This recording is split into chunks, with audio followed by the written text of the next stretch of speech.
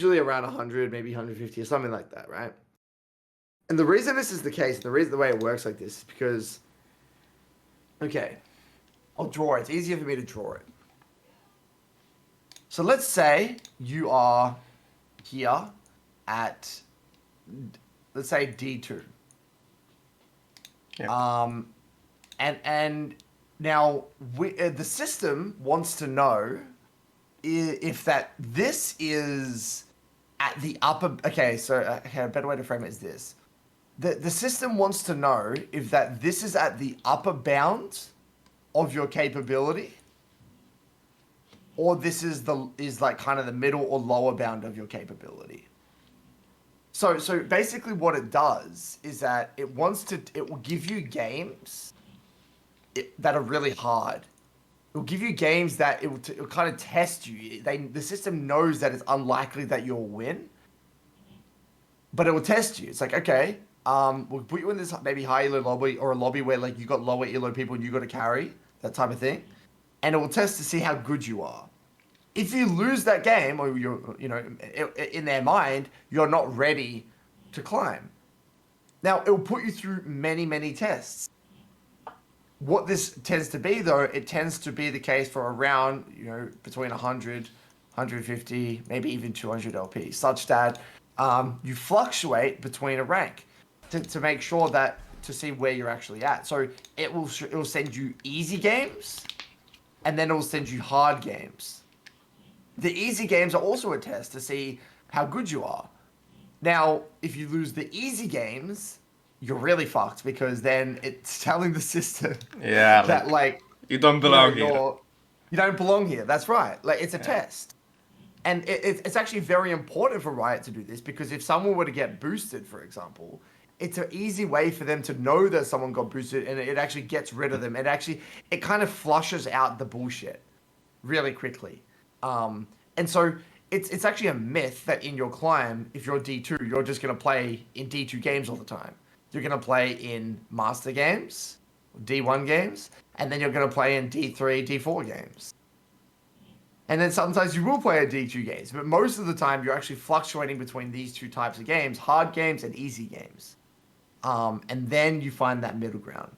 So that's the way I view it. And so that's why you fluctuate. And so it wants to know if that this is the top end of your spectrum or you're actually a D3 player and you're actually really pushing to the extreme and that this is the highest your capability is.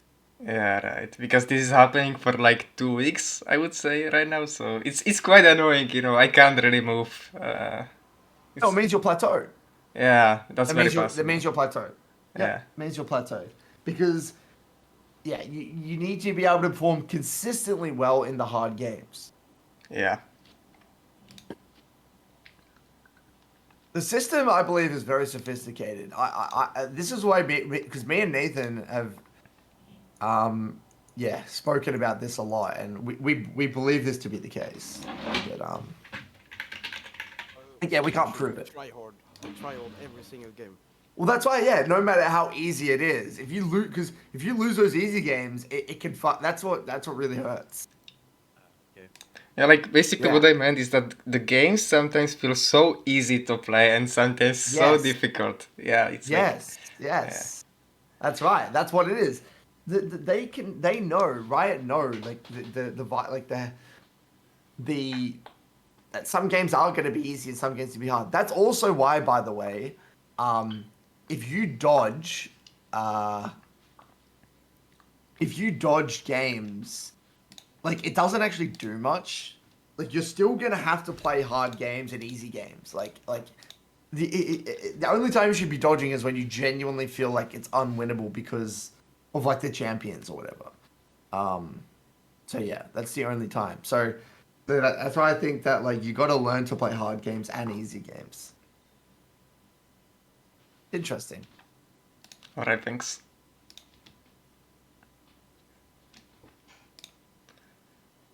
Okay, so there's 1 week on Reborn and 2 and 1 on Nez. Wait a little bit just to see if there's anyone else. Just want to make sure that we're getting through everyone.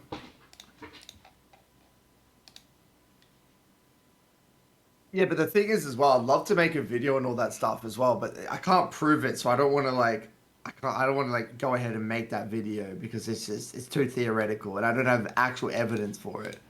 But I've played the game for so long that like, oh, it's like it just it's just perfect. It's the only thing that explains what happens because I think everyone has that exact same experience, Betrix. Yeah, right. Dangerous thing, by the way, and I think that's also one of the big reasons people have lost streaks. Because what happens is that, let's say you're a D2, and then you get sent a hard game. You play that hard game, and then you lose confidence, and then they send you an easy game, and then you actually lose the easy game that you should win, and that sends you on a fucking spiral. That like, it's yeah, not I feel like that's happened to me now, to be honest. yeah, yep, I have some really easy games and some really hard games. yeah, right. And that's why also people always say, "Oh, Curtis, I've had a bunch of stomps either way. Like in my this, I'm struggling to find a VOD. It's like I either have a stomp where we get stomped, or we have a stomp where we stomp them, and then it's only like one in every X amount of games that I actually get a good game, right? And that's actually the way it does work. It's like it's might be one in every 6 games, or one in every 5 games, or whatever it might be that is genuinely a game that you're matched with people at your level of play. Eggman, do you have a VOD, man, or are you chilling? I'm chilling. I haven't recorded any yet. No stress. Okay, so we'll get to Ness. Yeah, a part of me was actually hoping that you wouldn't call me just because of how terrible this spot is. Oh no. Well, do you want me to do it reborn or? No, I'm fine. Unless if he wants to go first. If he doesn't.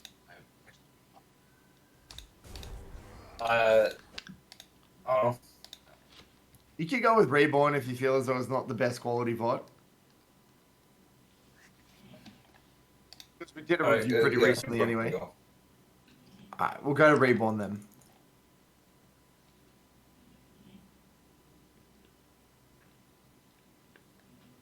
Okay. Oh no, look at this title. Oh no, what are we going to look at here? Oh wait, I saw you ask a question about this in the chat. Oh yeah. What is this? What are we looking at? What are we looking at, Reborn? I guess I'm not familiar with this matchup. Okay. But I'm struggling to find a solution to what to do, basically. Okay. So you mean, I'm assuming what happens is Rumble gets prior and roams a lot or something like that? Yeah, basically, and I also, like, I don't know whether to, like, how to contest that. Do I want to attack the wave back, try to contest the prio, or should I just play for poke? Okay. Yeah, let's take a look. So what was your hypothesis in this matchup to start with?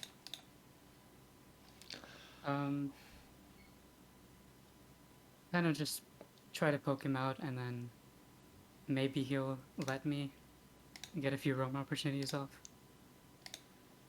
Okay, we end up missing a few melees here, unfortunately. We missed 2 melees worth of XP, but it is what it is. Now, it really depends on what their itemization is and how they use their abilities. So there's a few things you want to be looking for. Number one, you want to be looking for their W cooldown, because that's going to mitigate a lot of the damage. You also wanted to see if they start D-Shield or not. Starting D-Shield versus Dark Seal versus Doran's, it's all very different. So we'll see what itemization he goes to as well. I believe you went D-Shield this game. Right, yeah, okay.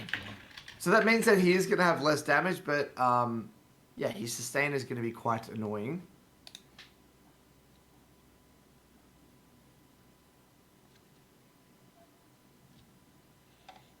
I think the way I would frame it in my mind is look for trades opportunistically, maybe on your mana flow. Like right then, yeah, like that. Beautiful, look for a mana flow trade, excellent, and then kind of thin. Yep. So trying to find a balance between the two. That's at least what I'd be trying to do. Thin waves, making sure they're not getting too big. Ration your mana out. Be able to make something happen here. Oh. He ends up getting away, fortunately. I wonder if you'd actually held your Q a little bit longer. Nah, you can't because you would have flashed. So this is a very common thing where junglers completely disrespect the heat here. So because not many people first rumble, they don't know how much they just disrespect how much damage they can do. So this is very normal, and you know it is what it is. You tried your best, and I actually respect your effort here because you're like thinking maybe if I can get the stun off and he doesn't turn around, I get the kill. So I respect your decision here. It's a little bit unfortunate, but yeah. Is this a space I'm I'm wondering allowed is- to talk in, or is that not etiquette? Sorry. I don't know what the etiquette is for this. Am I allowed to say things, or am I expected to just be muted the whole time? If you feel as though you want to say something that's important, or there's a very interesting point, then sure. But yeah, I mean you can, but yeah,